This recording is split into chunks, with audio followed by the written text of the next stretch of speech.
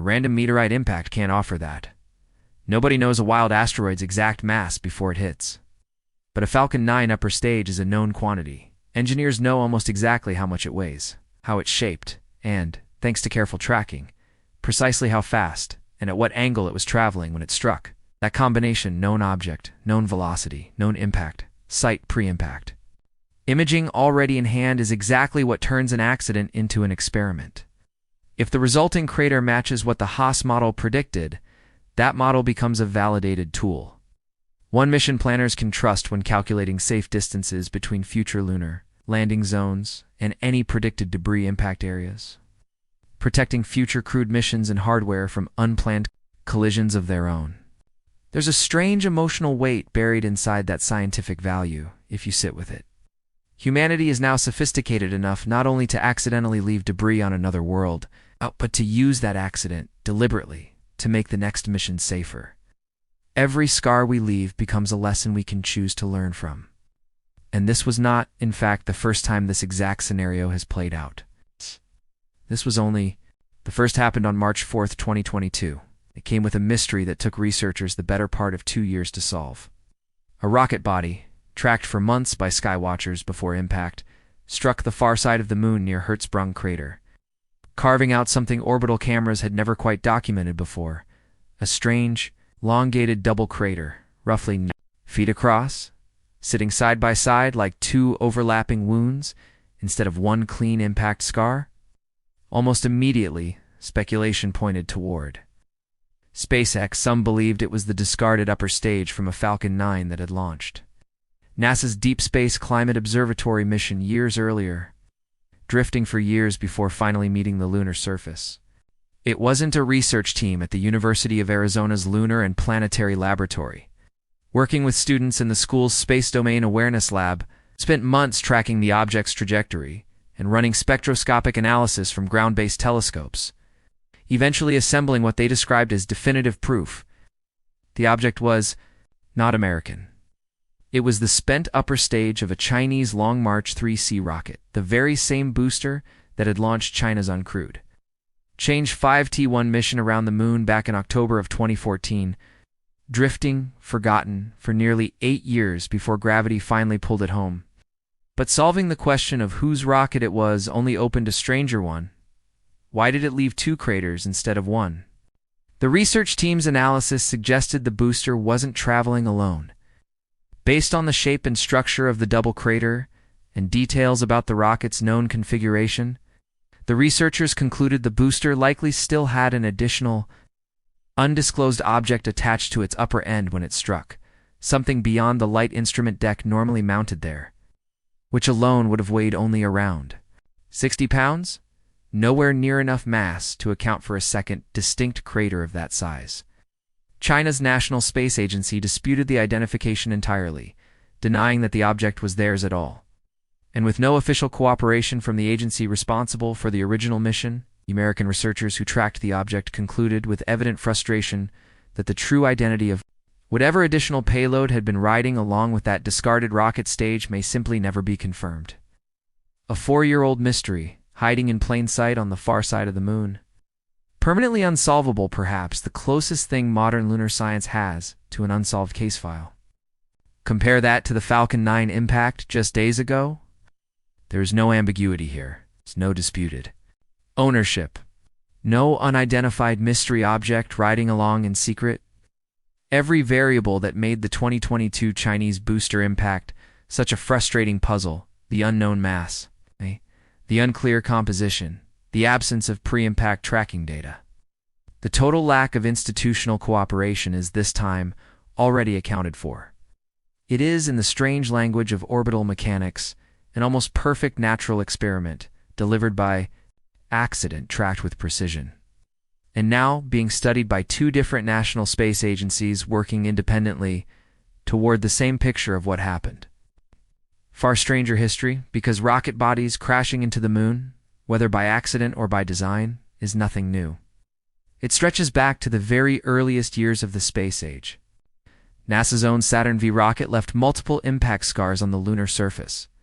The discarded third stages from several Apollo missions deliberately aimed at the moon after their job of sending Astronauts there was complete impacts engineered on purpose, specifically so that seismometers left behind by earlier Apollo crews could measure the resulting vibrations traveling through the moon's interior, an early, ingenious way of studying what lies beneath the lunar surface, using nothing but a controlled collision and a listening device. That tradition of intentional impact continued for decades. Between 1993 and the present, 11 different spacecraft, built by agencies from China, Japan, the United States, India, and the European Space Agency, were deliberately steered into the moon at the end of their working lives, rather than simply left to drift indefinitely in lunar orbit. Some of those impacts were little more than a tidy way to dispose of a spacecraft that had run out of fuel or purpose.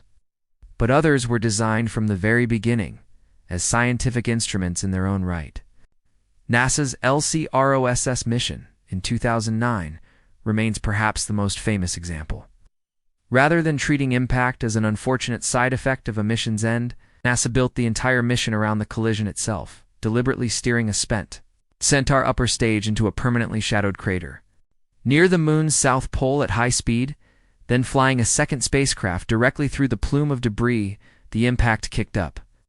Analyzing it in real time before the second craft, too, struck the surface moments later. Buried in that plume of lunar material, instruments detected the unmistakable chemical signature of water-ice conformation.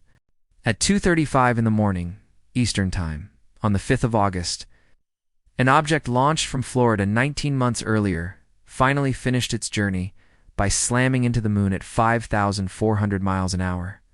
No one meant for it to happen. No mission planner scheduled it. No countdown clock ticked toward this moment.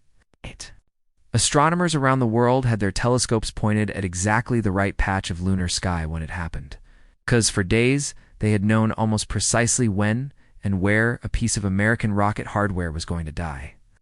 This is the story of what a SpaceX Falcon 9 upper stage left behind on the moon, and why the crater it carved out matters far more than a simple case of space debris gone astray. To understand why scientists were watching so closely, you have to go back to January of 2025, to a Falcon 9 rocket lifting off the Florida coast, carrying 2 commercial lunar landers toward the moon. The mission did what it was supposed to do. The landers, separated, continued on their journey, and the spent upper stage, the second stage rocket body that had done its job, pushing the payload toward deep space, was left behind, drifting, unpowered, with no further purpose and no way to steer itself home. For most of a rocket's upper stage, that would be the end of the story. Space is enormous, and an object that size, moving through it, without propulsion, is more likely to simply keep drifting than to strike anything at all. But this particular piece of hardware was caught in a slow, invisible tug-of-war. The combined gravitational pull of the Earth, the Moon, and the pressure of the Sun's own activity nudging its orbit. Almost imperceptibly, month after month, for more than a year, the changes accumulated. What began as a wide, uncertain trajectory around the Earth-Moon system slowly tightened, till skywatchers and orbital trackers realized the rocket body was no longer just passing near the moon. It was going to hit it. That kind of prediction is a strange modern superpower. Decades ago, an object like the S would have vanished into the catalog of untracked space junk, its fate unknown until, perhaps, someone noticed a new mark on a lunar photograph years later and had to work backward to solve the mystery. But by 2026, tracking networks and orbital dynamicists could calculate the coming impact with enough precision that observatories on Earth were able to schedule themselves around it. And astronomers at Spain's Institute of Astrophysics of Andalusia managed to capture footage of the actual collision, catching a faint, brief flash of ejected lunar material erupting from the surface at the precise moment and location the calculations had predicted. The impact itself struck near the Einstein and Bell craters, gouging out a fresh scar in terrain that had waited undisturbed.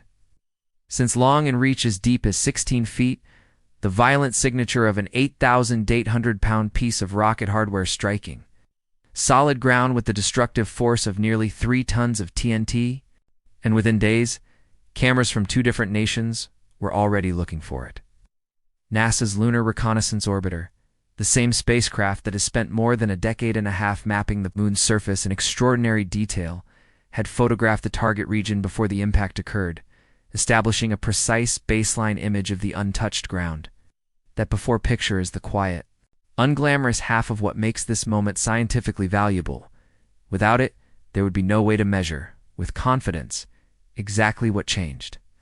In the weeks following the collision, the orbiter is expected to pass back over the same coordinates and capture the after-turning this accidental collision into one of the cleanest before and after datasets lunar scientists have had in years. South Korea's Daenyuri orbiter reached the region first. According to Korean Space Agency officials, Daenyuri managed to capture imagery both before and immediately after the collision, allowing researchers to isolate exactly what the impact itself had changed on the surface, separate from anything already present in the landscape. It is a small, remarkable detail easy to overlook. A Korean spacecraft orbiting an alien world, photographing the immediate aftermath of an American rocket's unplanned demise. In a moment of accidental international collaboration that no mission planner on either side ever scheduled. But why does any of this matter? Why would scientists treat an unintended collision, essentially a piece of space debris crashing into a lifeless rock, as a genuine research? Because craters are far more than scars. They are data. Every time a solid object strikes the moon at extreme velocity, it generates a controlled, natural experiment in high-speed physics, one that would be almost impossible and extraordinarily expensive to intentionally engineer on this scale. Scientists have developed detailed computer models that attempt to predict exactly how an impact of a given mass, shape, and velocity should behave, how deep the resulting crater should be, how wide it should spread, how the ejected material should scatter across the surrounding terrain. One such model, referred to by researchers as the Haas simulation, was built specifically to predict the outcome of impacts from hollow, artificial objects of very different shape from the solid asteroids and meteorites planetary scientists usually study. The problem with any predictive model, no matter how sophisticated, is that it remains theoretical until it can be checked against reality. Checking it against reality on the moon requires something rare, an impact whose mass, dimensions, and impact velocity are already precisely known in advance. Striking a location that had already been carefully photographed, of something scientists had long suspected but never directly proven. Hidden for billions of years in the permanent darkness of craters, where sunlight has never once reached the floor. That single, deliberately violent impact reshaped the entire strategic conversation around returning humans to the moon. Water ice trapped in permanently shadowed polar craters isn't just a scientific curiosity, it's a potential resource. Water that could, in theory, be broken down into breathable oxygen and rocket fuel, reducing the need to launch every drop of it from Earth at a staggering cost. It's a large part of why NASA's current Artemis program is targeting the lunar South Pole, specifically for future crewed landings, rather than the equatorial regions the Apollo missions once explored. Which brings the story back, full circle, to the accidental impact that happened just days ago, because even an unplanned, uncontrolled collision fits into that same unbroken thread, connecting LCROS's deliberate strike in 2009. The 2022 Chinese booster's mysterious double crater, now this Falcon 9 upper stage striking, planned or accidental, becomes another data point in humanity's slowly accumulating understanding of what the moon is actually made of, how it behaves under violent stress, and how safely we will eventually be able to build, land, and live there. Planetary scientists studying the moon have pointed out something easy to overlook amid the drama of a 5,000-mile-an-hour collision. Events like this are genuinely rare, and each one offers a narrow, unrepeatable window to learn something new about how the lunar environment actually behaves, including, in this case, insights into the moon's extraordinarily thin, it's almost imperceptible atmosphere, and how it responds when suddenly injected with a fresh plume of vaporized rocket material and pulverized lunar soil. There is no danger here, and no cause for concern back on Earth. NASA has been explicit that an impact of this kind poses no risk to our own planet. But there is something worth sitting with in the sheer scale of what's now accumulating on the moon's surface. Scattered across more than half a century of exploration, 9 derelict Saturn V third stages, 11 deliberately spacecraft, an accidental Chinese booster, with a mystery object still riding along inside its double crater. And now, a Falcon 9 upper stage, freshly embedded near Einstein crater, waiting for two different nations' arbiters to finish confirming exactly what it left behind. The moon has no wind to erode these scars, no rain to wash them away, no plate tectonics to fold them back into the interior. Every crater humanity has ever left there, intentional or accidental, remains essentially exactly as it was formed, permanently, for as long as the moon itself exists, a silent growing museum of human activity in space, expanding one unplanned collision at a time. And somewhere in the coming weeks, when the Lunar Reconnaissance Orbiter finally passes back over that patch of ground near Einstein crater and captures its afterimage, scientists will lay it directly beside the picture taken just days before the impact. And in that comparison, mean the exact width and depth and shape of a crater nobody intended to create, they will find the next small piece of a puzzle humanity has been assembling since the very first rocket ever left a mark on another world. How to go there safely, how to stay there permanently, and how to finally call somewhere beyond Earth a place we understand well enough to call home.